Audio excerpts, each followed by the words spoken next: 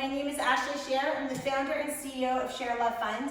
Today we are going to do a 10-minute meditation for incarcerated women called the Creative Flow. The morning chaos. So chaos disrupts our creativity because it puts us in this fight or flight, really busy mode. And so to be creative, we kind of need some breathing room. But the cool thing about creativity is it makes you happy. And happiness is a state of mind. And so does it really matter if you're here or there? If you're loving it? Like if whatever you're doing, if whatever way your life is right now, if that, is the bee's knees for you, then does it really matter where you are? So people will say, well, I'm in a custodial situation and that is not the bee's knees for me, and this is not where I belong and not where I should be. Okay, but being miserable isn't going to help you solve your problem. Being positive and creative leads to finding solutions. So by being able to tap into creativity, you are able to put yourself in the best position possible to deal with the things that you need to deal with in the most effective way possible. So we are going to tap into creativity by diminishing the chaos. So let's just talk about mornings a little bit, because sometimes days go by, weeks go by, months go by, and we don't know what happened. And we feel like life happened to us, and we've just been like a fish caught on a line being jerked around by life. So let's stop that chaos in the morning, because in the morning you have energy and less stuff has happened. So it is a chance to gain a little more control. So mornings may be an especially chaotic time, rushing to start the day. Also, sometimes for a lot of us, we feel foggy in the morning. So we don't really have our A game on in the morning, and that's an opportunity for other people to sort of have their way with us. So the combination of maybe not being alert with the bustle and fast pace of the environment can kind of get you off kilter in the morning. So by having a morning mindfulness routine, that helps with the alert and fogginess component. If every morning you wake up and you say, you know what, before I do anything, I'm going to take 3 breaths, the oxygen going to your brain helps you think a little clearer. And then when somebody tells you to do something that's not such a good idea in the morning, then you can use your decision-making skills to figure out how you are going to respond to that with compassion. And I would like to remind you that everybody is fighting their own battle. Even in a custodial situation, there may be inmates and guards, but every single person, whether they are part of the infrastructure or they're unwillingly, every single person, from the president to a baby, is fighting their own battle. So by having compassion for others, realizing that everyone is just trying to survive, that helps de-escalate the situation, and that helps bring down the chaos. Because when we start thinking, this person's trying to do this to me, this person's trying to do that to me, all those thoughts, that contributes to the chaos. So that is not a calm way to start the morning, and when the morning does not start out calm, it's really hard to pull the reins back later in the day. With morning fogginess, it can be hard to be present, and so it calls for an extra effort to be kind. The places and times that give you trouble are often the richest opportunities to practice meditation. Now, what is meditation? It can just be literally putting your hand on your stomach and taking 3 breaths and saying, you know what? Instead of me freaking out, I'm just gonna listen to my breath.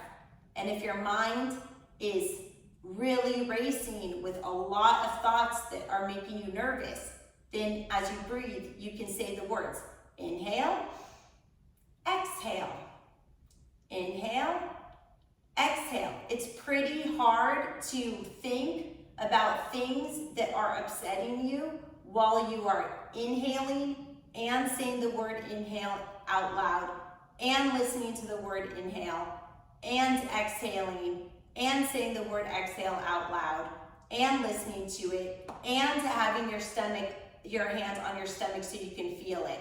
When you engage your voice, your lungs, your hand for the kinetic movement, and your ears, your auditory function, when you're engaging all of that into the words inhale and exhale, it's pretty hard to have your mind wander. So that is a way to stop the chaos, because the opposite of chaos is oneness, is unity, is focus, is a point, is balance,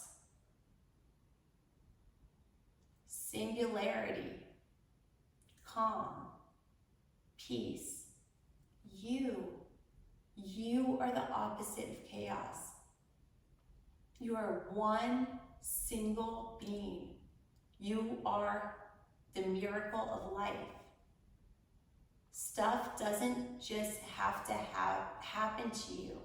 You have a choice of how you are going to respond to it. You have a choice to play with chaos or to draw inward. Focus on your breath. Inhale. Exhale. Repeat 3 times. Inhale. Exhale. Inhale. Exhale.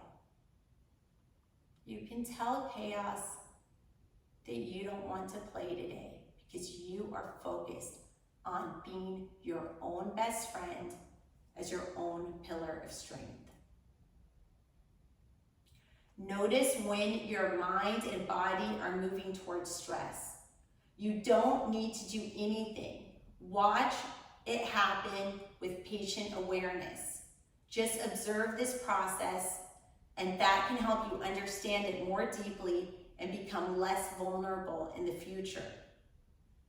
When you understand what makes you act different ways, then you can start strategizing about how you are going to interact with the people and environment that you live in. And when you start to have that strategy, then all of a sudden you're in charge. And you know what? It feels really good to be in charge. And there are a lot of things that even the most powerful president or king cannot control. They cannot control the weather, they cannot control disease, they cannot control human loss. You know, you can be the most powerful person in the world, but you're still going to have to deal with loss of children or family members or parents. So no one is immune.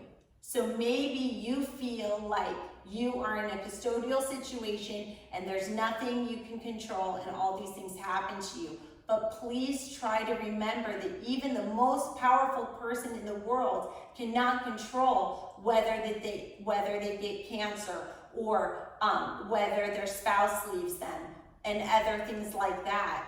So every single human being, from the haves to the have-nots and everywhere in between, has some things that they can control, like their breath, and they have some things that they can't control, like other people. We're not alone here. We're fighting the same battle in different ways. And we're exchanging information to help the process get a little easier so that you can work more with using the tools that you have available to you, like your breath, and spend less energy working against the things that you can't change. Okay, so about this meditation creative flow, and I apologize what I went over, but basically you can come to a comfortable seated position. You can do this as a walking meditation. And the idea is that as you breathe in and you breathe out, you reduce chaos. And creativity is not something we have to practice, and it's not something to teach you. It's just something that naturally flourishes when you take away all the debris of all the chaos and you just listen to you. May the light in me be the light in you, meaning if I can share something to help you on your journey, then that is a gift to have the honor of being able to share that with you. Namaste means may the light in me be the light in you. Namaste, and have a blessed day.